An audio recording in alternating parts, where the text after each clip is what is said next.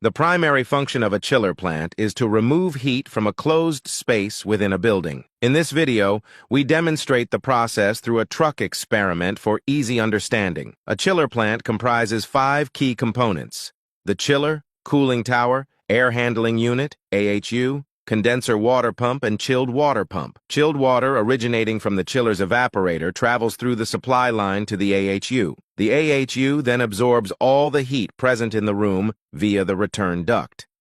This heat is transferred to the chilled water coming from the evaporator.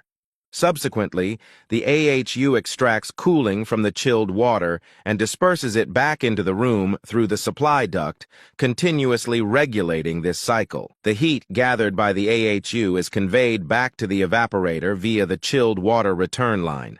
Inside the evaporator, the refrigerant absorbs the heat from the chilled water and imparts its cooling effect.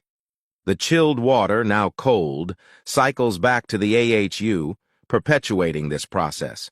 The refrigerant, laden with heat from the chilled water, moves to the condenser.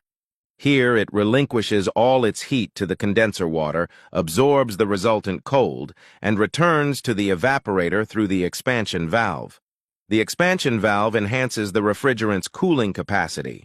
The refrigerant, now cooler, imparts this chill to the chilled water. Meanwhile, the condenser water, having absorbed the heat from the refrigerant, is transported to the cooling tower. The heat is then expelled into the atmosphere via the tower's fan. Subsequently, the condenser water, now cooler from the cooling tower, flows back to the condenser. This cycle is relentless, illustrating how a chiller plant extracts heat from a closed space in a building and discharges it into the environment. We hope this video has been informative and aids in understanding the operational principles of a chiller plant. If you found this video helpful, please like and follow for more educational 3D content.